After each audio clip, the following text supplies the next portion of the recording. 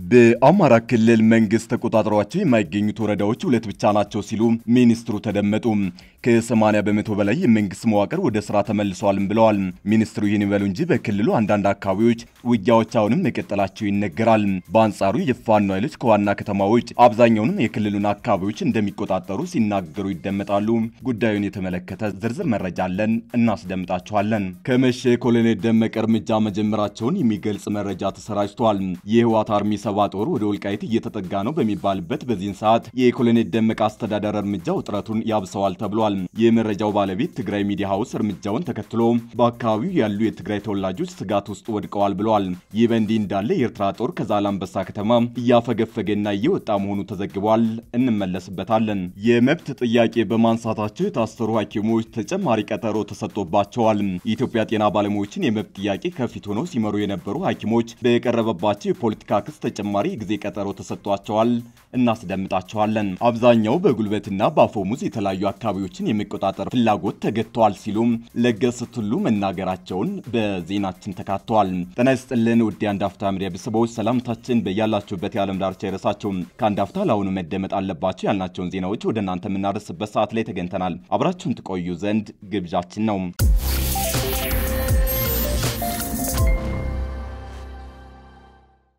በአማራ ክልል መንግስት ተቆጣጣሪዎች የማይገኙት ወረዳዎች ሁለት ብቻ ናቸው ሲሉ ሚኒስትሩ ተደመጡ። ከ80 በመቶ በላይ የመንግስት መዋቅር ወደ ስራ ተመልሷል ብለዋል። ሚኒስትሩ ይህን ይበሉ እንጂ በክልሉ አንዳንድ አካባቢዎች ውጊያዎች አሁንም መቀጠላቸው ይነገራል። በአንጻሩ የፋኖ ኃይሎች ከዋና ከተሞች ውጭ አብዛኛውን የክልሉን አካባቢዎች እንደሚቆጣጠሩ ሲናገሩ ይደመጣሉ። ከአማራና ከኦሮሚያ ክልሎች ውስን ስፍራዎች ውጭ በኢትዮጵያ ሰብአዊም ቁሳዊም ጉዳት እያደረሰ ያለ ግጭት የለም ሲሉ የሰላም ሚኒስትር አቶ መሐመድ እንድሪስ ተናገሩ። ሚኒስትሩ ከገዢው ፓርቲ ጋር ቅርበት ካለው ፋና ቴሌቪዥን ጋር ባደረጉት ረዘም ያለ ቃለ ምልልስ ላይ የሀገሪቱን ሰላም ሁኔታ እየተሻሻለ መሆኑንና ነባራዊ ሁኔታን እያነጻጸሩ አስረድተዋል። አቶ መሐመድ አስቀድሞም ለሁለት ዓመት የተካሄደውን ደም አፋሳሽ የትግራይ ጦርነት በማንሳት ስለትን መሰረት ያደረገ እርምጃ ባሉት የፕሪቶሪያ የሰላም ስምምነት ግጭቱ ማብቃቱን አድንቀዋል። የአማራ ክልል የትጥቅ ግጭትን በተመለከተ ከሁለት ዓመታት በፊት የክልሉ አብዛኞቹ አካባቢዎች በታጣቂዎች ቁጥጥር ስር እንደነበሩ አንስተው ክልሉ ከፍተኛ ሰላም መደፍረስ እንደነበረበት አስታውሰዋል።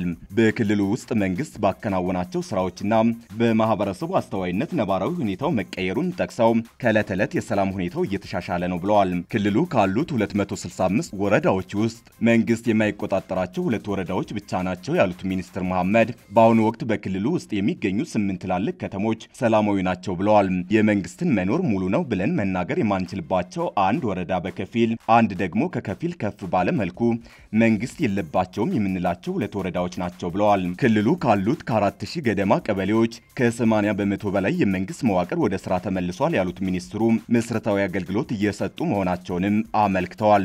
ሚኒስትሩ አክለውም ሲያብራሩ ቀሪዎቹ ከመንግስት ተጽዕኖ ውጭ ናቸው ወይንም በሌላ ኃይል ቁጥጥር ስር ውለዋል ሳይሆን ተደራሽ ባለመሆናቸው ነው በማለት በታጣቂዎች ቁጥጥር ስር አለመሆናቸውንም ገልጸዋል። ይሁን እንጂ ባለፉት ሁለት ዓመታት በተለያዩ የክልሉ አካባቢዎች እንደሚንቀሳቀሱ የሚናገሩት የፋኖ ታጣቂዎች ከዋና ዋና ከተሞች ውጭ ያሉ የክልሉን አብዛኛውን አካባቢ እንደሚቆጣጠሩ ይናገራሉ።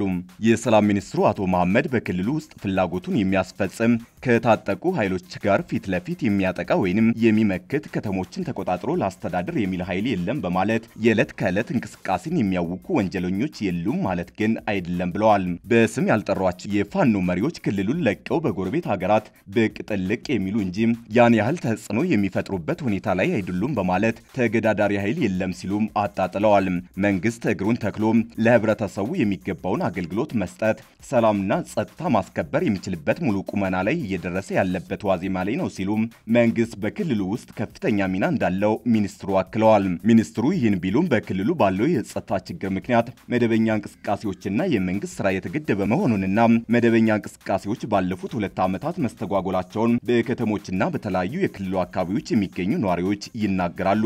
መንግስት ሸኔ ከሚለው ከኦሮሞ ነጻነት ሰራዊት እንቅስቃሴ ጋር በተያያዘ የጸጥታ ችግር ባለበት የኦሮሚያ ክልልን ሰላም ሁኔታን አያይዘው ያነሱት አቶ መሐመድ በተወሰዱ የፖለቲካ ውሳኔዎች በክልሉ መንግስት ውስጥ ጠንካራ ሆኗል ብለዋል። ነገር ግን በክልሉ ጥቂት ኬስ ቦታዎች ላይ ብቻ አስቸጋሪ ሁኔታ እንዳለ አመልክተዋል።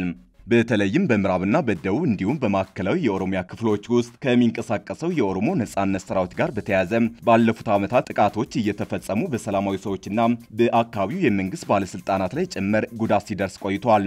ሚኒስትሩ አቶ መሐመድ እንድሪስ ከአማራና ከኦሮሚያ ክልሎች ባሻገር በሌሎችም የሀገሪቱ ክፍሎች ውስጥ ሰላም መኖሩን የተናገሩ ሲሆን ከአማራና ከኦሮሚያ ክልሎች ውስን የጸጥታ ሁኔታዎች ሰብአዊም ቁሳዊም ጉዳት እያደረሰ ያለ ግጭት የለም ብለዋል። መገናኛ ብዙሃን በተለይም የማህበራዊ ትስስር ገጾች ፍርሃትን በመፍጠር አቅደው ከገሃዱ ዓለም በተቃራኒ ይሰራሉ ሲሉ የወቀሱት ሚኒስትሩ የሚፈጠሩ ትናንሽ ሁኔታዎችን እያጋነኑ ሲሉ ከሰዋል። ለዚህም ማሳያ ሲጠቅሱ ከውጭ ሀገር የሚመጡ እንግዶች መጀመሪያ ቀን የሚያሳዩት ባህሪና ከሳምንት በኋላ የሚያሳዩት ባህሪ ይለያያል ብለዋል። ነፍጥ አንግበው የሚንቀሳቀሱ ኃይሎች የሚያነሷቸው ጥያቄዎች በንግግር ብቻ እንደሚፈቱ የጠቀሱት አቶ መሐመድ እንቅስቃሴያቸውንም ባህላዊና ኋላ ቀር ብለውታል። በሰላማዊ መንገድ ግባቸውን ለማሳካት የፈለጉ ኃይሎች የፖለቲካ ምህዳሩ ክፍት ነውም ብለዋል። በሁለቱ የሀገሪቱ ትልልቅ ክልሎች ውስጥ ከሚንቀሳቀሱ ታጣቂ ቡድኖች ጋር ለመነጋገር ዝግጁ መሆኑን በተደጋጋሚ የሚገልጸው መንግስት የጸጥታ ኃይሉን በክልሎች ውስጥ አሰማርቷል። በእነዚህ ክልሎች በሚካሄዱ የትጥቅ ግጭቶች ምክንያት የነዋሪዎች የዕለት ከዕለት እንቅስቃሴ ላይ ተጽዕኖ ከመፍጠሩ በተጨማሪ ታጣቂዎቹና የመንግስት ኃይሎች ተጠያቂ በተደረጉባቸው ጥቃቶች በሰላማዊ ሰዎች ህይወትና ንብረት ላይ ከፍተኛ ጉዳት መድረሱን መንግስታዊ የመብት ድርጅት ኢሰመኮን ጨምሮ ሌሎችም ሪፖርት ሲያደርጉት ቆይተዋል። ከመሸ ኮሎኔል ደመቀ እርምጃ መጀመራቸውን የሚገልጽ መረጃ ተሰራጭቷል። የህወሓት አርሚ 7 ጦር ወደ ወልቃይት እየተጠጋ ነው በሚባልበት በዚህ ሰዓት የኮሎኔል ደመቀ አስተዳደር እርምጃ ውጥረቱን ያብሰዋል ተብሏል። የመረጃው ባለቤት ትግራይ ሚዲያ ሃውስ እርምጃውን ተከትሎ በአካባቢው ያሉ የትግራይ ተወላጆች ስጋት ውስጥ ወድቀዋል ብሏል። ይህ በእንዲህ እንዳለ የኤርትራ ጦር ከዛላምበሳ ከተማ እያፈገፈገና እየወጣ መሆኑ ተዘግቧል። በአማራና ትግራይ ክልሎች መሃል የውዝግብ ምንጭ የሆነው ወልቃይትን የተመለከተ አዲስ መረጃ ወጥቷል። መረጃው በወልቃይት ጠገዴ ወረዳ በርካታ የትግራይ ተወላጆች መታሰራቸውን የሚገልጽ ነው። ትግራይ ሚዲያ ሃውስ የአካባቢው ነዋሪዎች ነገሩኝ ብሎ ባወጣው መረጃ እስካሁን ድረስ ከ350 በላይ የትግራይ ተወላጆች ታስረዋል። የእስሩን ምክንያት ያልጠቀሰው ዘገባው እስራቱ እየተፈጸመ ያለው በፌዴራል መንግስት ይደገፋል ባለው የአካባቢው አስተዳደር ነው። ከወልቃይት ከተፈናቀሉ የትግራይ ተወላጆች ጋር ተያይዞ ደብረጽዮን በኃይልም ቢሆን እንገባለን ሲሉ በቅርቡ ለወይን ሚዲያ ተናግረው ነበር። በአካባቢው እነ ኮሎኔል ደመቀ ሰራዊት እያሰለጠኑና እያስታጠቁ ሲሆን በአንጻሩ የህወሓት አርሚ 7 ወደ ወልቃይት መጠጋቱን የሚገልጹ ዘገባዎች እየወጡ ነው። ይህ በእንዲህ እንዳለ የኤርትራ ጦር ከዛላምበሳ ከተማ እያፈገፈገና እየወጣ መሆኑ ተዘግቧል።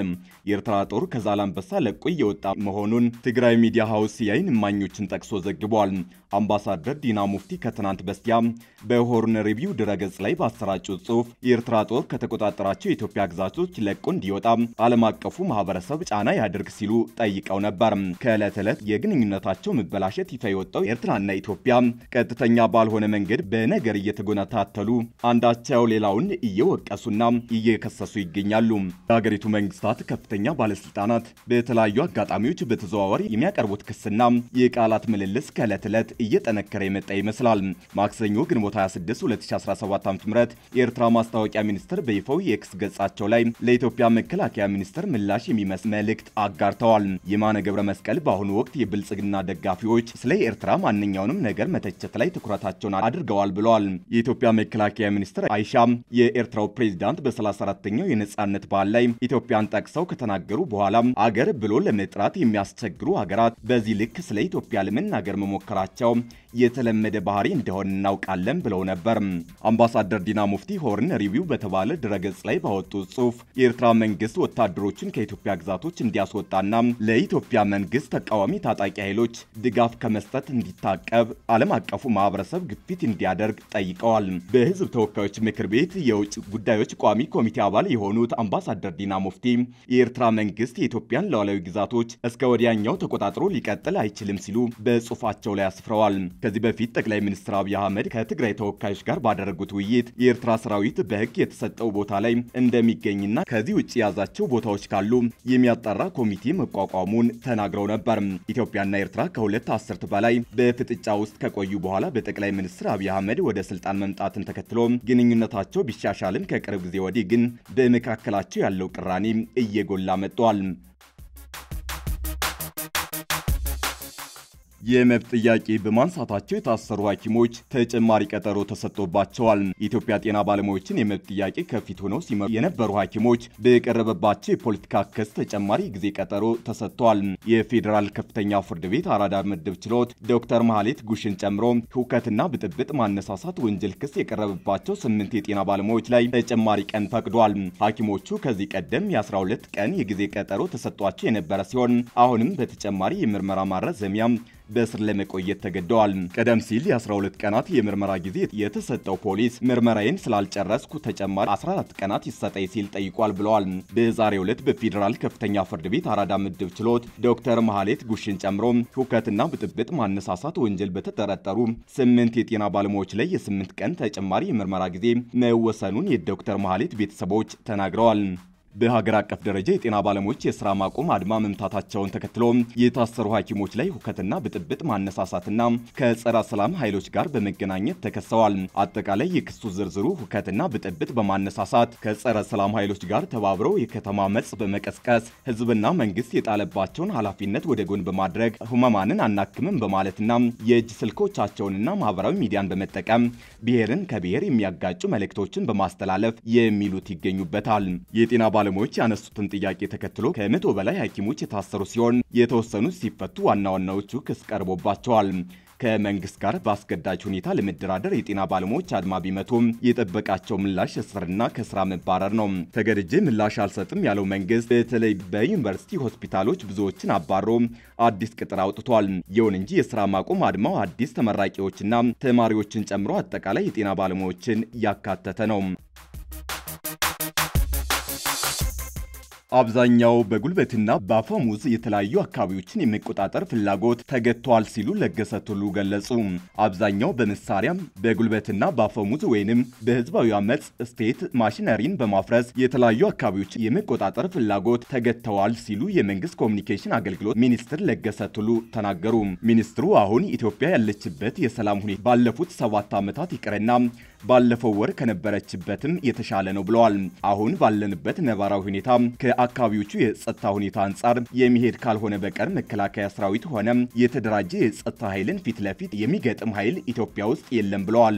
ለገሰ ቱሉ የፖለቲካ ፍላጎት ያላቸው ኃይሎች ሳይሆኑ የኢኮኖሚ ፍላጎት ያላቸው በዘረፋ በተደራጀ መንገድ በአጭር ጊዜ መክበር የሚፈልጉ ኃይሎች ችግር የመፍጠር ሰዎችን አስገድዶ ገንዘብ የመቀበል ሁኔታ ነበር ሲሉ ገልጸዋል። ሚኒስትሩ ይህን የገለጹት የኢትዮጵያ ብሮድካስቲንግ ኮርፖሬሽን የሥራ አመራር ቦርድ ከፍተኛ አመራሮችና ሰራተኞች ባካሄዱት የውይይት መድረክ ላይ ነው።